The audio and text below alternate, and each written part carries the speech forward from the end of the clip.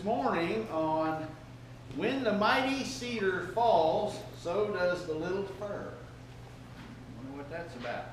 Subtitled, Is Your Influence Good or Bad? Well, this week I went back and I read the cards that people sent when Sandy died last week, and it was an emotional time. But I noticed, the reason I noticed several of them mentioned the influence that Sandy had on their lives. Here are just parts of 3 of the cards that I received. Sandy was such an amazing woman of God. She shared so much with me. She had a huge place in her heart to minister to children. So we started a Good News Club at a local elementary school. We did children's youth ministry class and vacation Bible school and a MOPS group. I got to spend so much time observing and absorbing God's love through Sandy. I am forever grateful she poured her love over me. Another one said, the genuine love Sandy had for all, her humble servant spirit and joyful heart touched all she met. The most incredible woman we ever had the privilege to know. I said 3, there's 4. Sandy believed I could teach children, of which I felt totally unprepared.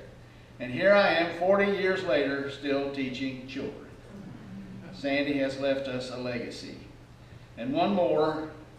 Sandy's legacy is like a ripple in a pond that multiplies and spreads.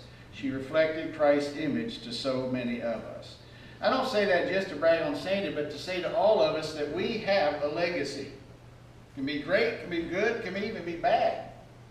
But we have something, and it's going to spread like that in a pond, a ripple.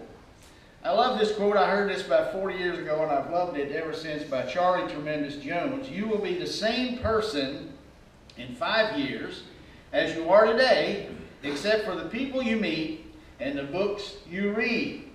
What's going to make you different? What's going to make you grow or be better in 5 years? Well, what you get. And that could be other things besides books, podcasts, but also the people you meet. Now, here's the question. We know we are influenced by the people we have met. What kind of influence are we giving to the people we meet? Is our influence good? Are they better off because they met us? Let's get to the cedar trees now in Zechariah. Open your doors, Lebanon, so that fire may devour your cedar forest. Weep, you cypress trees, for all the ruined cedars. The most majestic ones have fallen. Well, what is that talking about? Well, in the Mideast there, the Lebanon cedar is a tree growing up to 130 feet tall, 13 stories tall. The cypress or fir, we would call it, in Israel was a smaller ornamental tree. The idea is that when the cedars are destroyed, they either fall over and kill the fir trees, or because they're not there to protect the fir trees, they are destroyed. So he was saying, he wasn't really talking about trees. He was talking about in Zechariah judgment that was coming on Israel, and that the problem was a failure of the leaders. Because the leaders had fell, their influence caused others to go away from God. And so when the mighty cedars fell, so did the little fir. That is still a principle that is true today. We influence others, and on and on. He mentioned in that chapter 3 shepherds, but he didn't say who they were. 3 shepherds who had failed. Some say it was referring to in Jesus' time the Sanhedrin, which was the Pharisees, Sadducees, and Herodians. Some say it was the prophets and the priests and the kings of that day. That all 3 of them eventually went away from God, and so the people went away from God. Whatever it is, the spiritual and governmental leaders were corrupt, and they influenced others. Unfortunately, today we have a lot of bad influence in our society on people. And you could say that maybe the 3 shepherds today who are failing are the educational leaders, the media leaders, and the religious leaders. Because we have a whole lot of rotten to the core religious leaders. Now, I don't like to talk about the other denomination group, and I'm not going to name any, but let me tell you what I saw a video this week. I saw a video of a pastor this week. He said, God is gay, God is a lesbian, God is trans, God is gender non-binary, God is you, and you are God. Let me tell you, you are not God. And I am not God. And he is not God. There is a God, and we're not him. But it's no wonder people are confused when we got all kind of goofy idiots out there preaching nonsense that have nothing to do with the Bible. It's just whatever they think is the politically correct culture today, and they preach it, and no wonder people are confused. Our shepherds have failed us. And we send our young people to universities that once stood for truth and now seem to teach everything but the truth. They reverse thousands of years of whatever thing people believed was right and teach our young people the different. And we send our young people in one way and it come out another way. And in our media, I'm not saying all the media is bad, but a lot of it is teaching our young people the exact opposite of what we want. And we have a lot of influence, which is one of the reasons we have so many girls, young girls and teenage girls today who have seriously considered suicide, and some do it because of corrupt shepherds. This is a big deal. Amen. Influencing for good or for bad.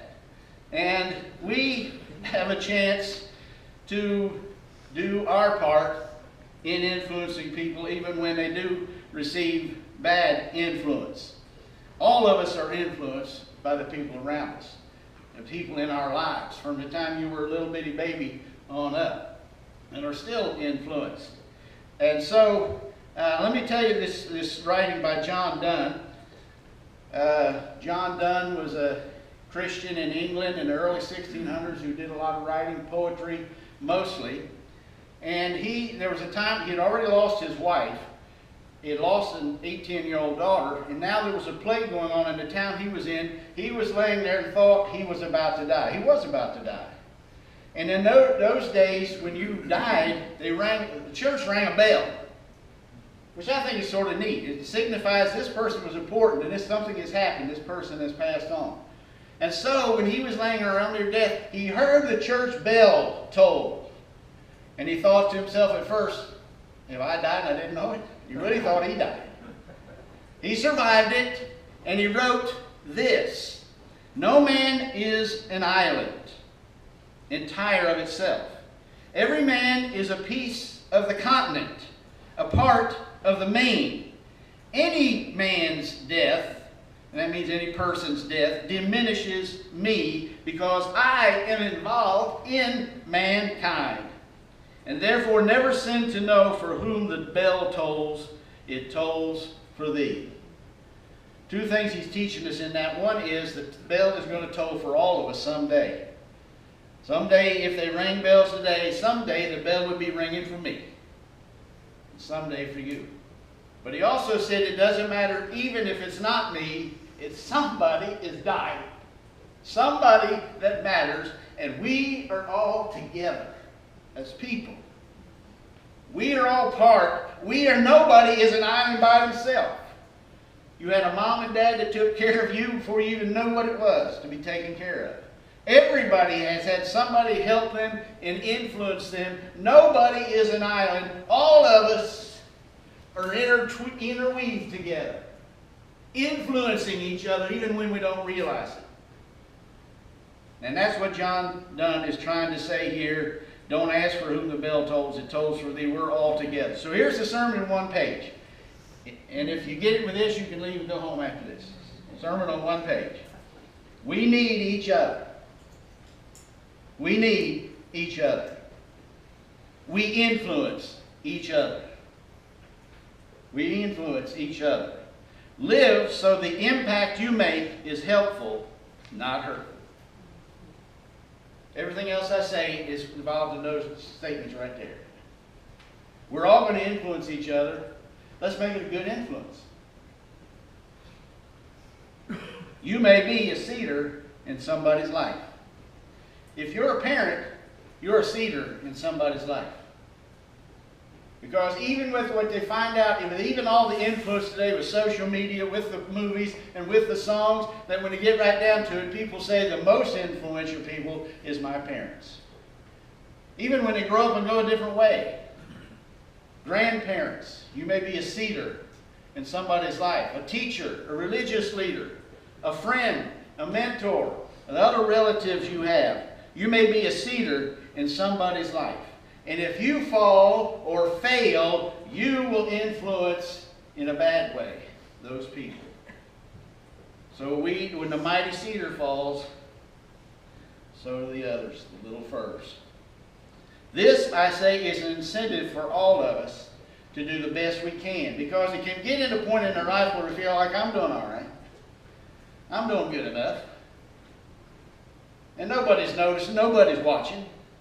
This is an incentive for all of us to realize that somebody is watching, somebody is influencing us. God help us to be the best we can, to tell the truth, to live right, because it does matter. I read this book a few years ago, Unified, written together by Senator Tim Scott and Congressman Trey Gowdy. Since then, Congressman Gowdy he didn't run for re-election. He wanted to get into other things in his life. Both men from South Carolina. Both are Christians. And the reason they wrote Unified is, well, one is black and one is white. One came from a poor single-parent home. The other came from an affluent both-parent home. And yet they get along together. They believe mostly the same things. And they say, we are unified. Which is what can happen in this country, because a whole bunch of people want to divide us all the time. And they keep snipping, and they're race baiters, and they're trying to say you're a hater if you disagree with them. And they're trying to divide us. And we don't need to let that happen. And that's why they say they're unified. But the reason I mention them now is both, when I read this book, both told of a time when there's an important mentor in their lives. Trey Gowdy tells of a Sunday school teacher. When he was growing up, he got to be close to this teacher. He felt a lot of him. And the teacher told him, he met with him one time, and he said, there's only one place in the Bible where the word gap is mentioned. And he said it again, there's only one place in the Bible where the word gap is mentioned. He said God was looking for somebody to stand in the gap. And he said, Trey, you can be that man. You can be that person that makes a difference in somebody's life. And he said that impacted him so strong that he knew he needed to try to make a difference in people's lives. Tim Scott was raised by a Christian mother, but even when you're raised by Christian parents, when you get to be a teenager, your friends start influencing you so much. And he tells how that he started hanging around with the wrong friends. And his life was going away. His grades, when he was failing several classes, which was not normal for him. He was just not caring about school. He was getting into stuff he shouldn't get into. But he had a friend whose father was a manager of a Chick-fil-A. And he liked a girl that worked at the Chick-fil-A. So he would go to the Chick-fil-A and he'd buy one pack of French fries and get a cup of water because he didn't have much money. That's the kind of stuff you do when you like girls. So he'd sit there and eat the French fries and try to get a little time to talk to the girl. Well, after he'd done that 2 or 3 times, the manager, his friend's father, came over, brought him his French fries, but also a hamburger, not hamburger, I guess they have chicken sandwiches too, you get Chick-fil-A. A sandwich and a drink, and he sat down and started talking to him. Well, that got to be a habit. They talked together all the time, and one day he said, you know, Tim, you could be a businessman. You could do something. You could make a difference. And he said that started to turn him around in his life, that somebody had confidence in him. He had something to hope to go for. As he said, for the next 4 years, that man built in my life, but he was 34 when he started talking to me. At age 38, he got a blood clot in his lungs and died. Age 38, the Christian manager. But he says the last 4 years of that man's life were the first 4 years of my life. Because he turned me around. 38. But he influenced a man who became a U.S. Senator and may run for president one day. You don't have to live a long time to influence somebody. You just have to decide to try to do it. To try to help, to do what is right. So, we want to influence for good. We have opportunities for good or bad. Quickly, 4 ways how we can influence. We can influence with our attitude. Our attitude. Boy, attitude is infectious. You can see somebody come in with an attitude. They just got an attitude right off the bat. If somebody comes in with a grumpy attitude, it's like it spreads like COVID. More people get grumpy. But if somebody comes in with a grateful, thankful attitude, and people start being grateful and thankful. Our attitudes are infectious. They spread. So God help us to try to choose a good attitude. Here's just a few examples of bad attitudes. Arrogant. If you're better in sports, then you may have a temptation to look down on somebody who doesn't do as good. If you're getting better grades, you may have a temptation to look down on somebody who doesn't get as good at grades. If you're higher up in work, you may have a temptation to look down on those who just started not doing as much. And you know how many people like that? Zero. Nobody likes arrogant people. It's a bad attitude. God help us not to be arrogant or critical. Just all the time finding, well, I know I know they do 99 good things, but I want to help them with this one bad thing. We're always pointing out the bad thing. There is a time to confront, but not a critical attitude or a complaining attitude. How you doing today? Another bad week. It makes 469 bad weeks in a row. Just always complaining. Or entitlement. I deserve better. I deserve better treatment. An attitude. Or a my way or the highway attitude. Got to be their way. Got to be their way. A selfish attitude. Oh, me. It's for me. A self-pity attitude. Why does nobody ever like me? Why does everything happen to me? I've just got it worse than anybody. It's always bad. Self-pity. Those are not good attitudes, and they spread. But there's good attitudes, like cheerful. You can come in with a cheerful attitude, and that helps all of us. Or a considerate attitude, an attitude of I'm wondering what their feelings are, how they feel about it. Is this okay with them, or is they going to be hurt by this? Considerate. Or a courageous attitude. God help us, that's what we need today. A courageous attitude that says, I'm going to do what God says, no matter if they cancel me, if they don't like it, or whatever. I'm standing for God. I'm standing for Jesus. I'm standing for what's right, no matter what they say or do. God help us have a courageous attitude. An attitude of empathy. What are they going through? I want to help them with that. Enthusiastic. We need more enthusiasm about the right thing. Get together. Whoa, yeah, let's do this. A generous attitude. Instead of, all right, I'll give you a dime.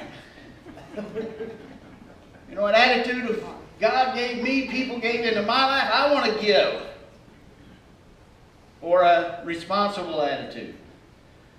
I'm supposed to do my part. And there's so many more. And we can take a message on each one of these. But you get the idea. There's some bad attitudes that influence others. And there's some good attitudes. Let's help with the good attitudes. All right. Our words influence others. Our words influence others. There was a survey in the United States. What words would you most like to hear? And here's the top 3 answers. The first one is, I love you. Well, yeah. Somebody said if they knew the world was ending, all the phone lines in the world would be choked with people wanting to call their loved ones and say, I love you. We're getting ready to all die, but I love you. I was doing my grocery shopping this week, which is one of the things I do not like to do. You'd think I like it. I like food so much. But through the years, Sandy did it so well. I said, you do it so well, honey. She did. She would come back with a receipt, and it would be, the cost of the items would be $214, but I paid $54 or something like that. Really? She saved $100 in one time. I said, and you didn't even have a gun, and you got it. So I didn't do it. So now I have to go out grocery shopping. I don't know where anything is. Some of the places at this Kroger down here in Lebanon Road don't even have the prices up. Yeah, I'm calling out you, Kroger. And I was a little bit aggravated, besides sad because Sandy did And I come up right as I'm getting ready to go up to the checkout line, and there's this woman there, and she says, if anybody hadn't told you yet today, I love you. And then somebody else come up and she says, if anybody hadn't told you, she was telling everybody, if anybody hadn't told you yet today, I love you. And I said, well, I love you too. And you know what? Felt a little better. Didn't even know the woman. But all of us like to hear that somebody loves us, don't we? We don't need to wait till they die to wish we had told them we loved them. We can do it already. And now, we have decided, me and my children and my grandchildren, you know what we say every time we get off the phone or we leave each other? Love you. I love you. Why wait? Let them know now. You know what? That can influence them for good. Or I forgive you. The second thing people want to hear is I forgive. You know, you don't realize how good it is to be. That's why be ye glad. We've been set free. All our debts are gone. We're forgiven. Hallelujah. Be ye glad. And we're forgiven by God and forgiven by others. And that we forgive others. Because it is a hard thing on you to go through your life or my life with unforgiveness. Holding that against that person. Not a good thing. And the third thing people like to say is supper's ready. I can identify. Time to eat. Yes. And somebody said that's the Christian message. God loves you. You are forgiven. And it's time to eat. We get to go to heaven to the marriage supper of the Lamb. That's the Christian message. It is good. People think we got a bad message. We got a great message. We need to get it out. So, are your words words of truth and grace? See, we don't love people we don't tell them the truth. That's not love. But we need to tell it with grace. They go together. Grace and truth go together. You don't have one without the other, really. And how about our words this week? Are they words that are true? Are they words that are full of grace? Then they influence for good. And don't forget to tell the gospel when you can, when you have a chance. The good news that God so loved the world that He gave His only Son to die so they can have eternal life, so they can have forgiveness. Don't forget, when you get a chance, find a way to tell the gospel, because those are words that will influence for good. And you don't want to see them die. Somebody that's close to you, see them die and say, man, I held back. I never did tell them about Jesus. All right, number 3, our life. We influence by our life. Jesus said, you are the light of the world. You, my followers, are the light of the world. Like a city on a hilltop that cannot be hidden. No one lights a lamp and then puts it under a basket. Instead, the lamp is placed on a stand where it gives light to everyone in the house. In the same way, let your good deeds shine out for all to see, so that everyone will praise your heavenly Father. They are watching your life. Now here's questions we need to ask ourselves about our lives. What do we value? What is important to us? What really matters to us? Because what really matters to you shows in your life, and other people see what you value, and it makes an impact on them. If you value sports above all other things, they see that. I'm not against sports. It's great. But that shouldn't be our top goal in life.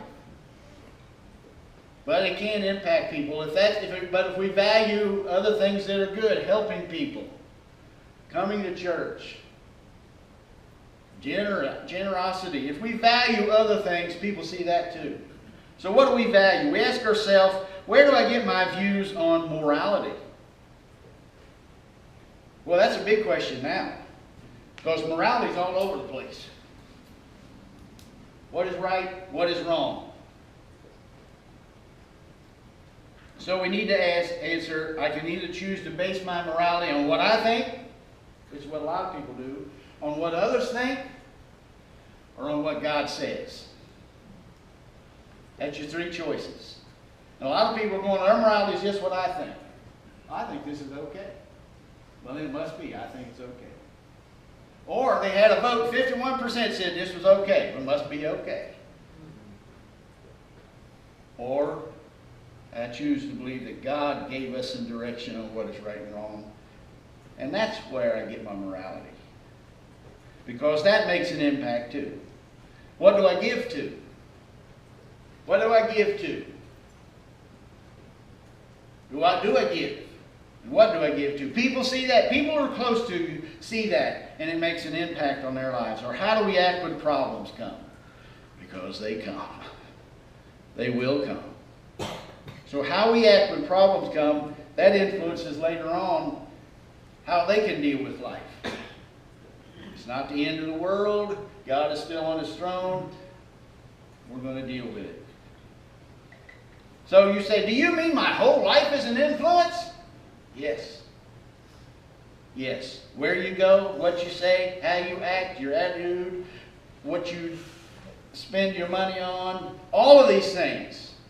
Some people are noticing, and it has an influence. And Jesus said, let your good deeds shine out for all to see. And fourthly, our time. Our time, which is what our life is, our time. But you can't really, I know there are influencers from the media, and that is, there is some influence, believe me, from they're watching that. But I think you get even more influence when you're close up to somebody. When you spend time with them, do you notice that the senator and the congressman? It was when adults chose to spend a little time with a teenager that they made an impact that's lasting all their lives. We have to spend time with people if we're going to influence them, which is why we should not sit home and just watch TV 24/7. You're not using your life to influence anybody for good. You're showing everybody that nothing. What's important to me is sitting here watching TV. And there's nothing wrong with watching TV, don't get me wrong. But our time and spending time with people is how we influence them. Most of you here have heard of Vincent van Gogh. We know he was a painter. We may not even be art students, but we know, well, Vincent van Gogh, he was an artist. Did you know that Vincent van Gogh sold only one or maybe two paintings while he was alive? He could not. The reason there's so many self-portraits of Vincent van Gogh is he didn't have enough money to pay a model. So he looked in the mirror and painted himself over and over. He was not a successful artist in his time. But today, Van Gogh's paintings hang in the most majestic museums in the world. And if you could buy one, it would cost you millions of dollars to buy one of his paintings. Now, what's my point? Vincent van Gogh didn't quit just because he didn't have immediate gratification. He kept on painting and did not know how valuable it would be to people through hundreds of years later. And we do not know what impact we might have on people's lives. I think we won't know the whole until after this life is over.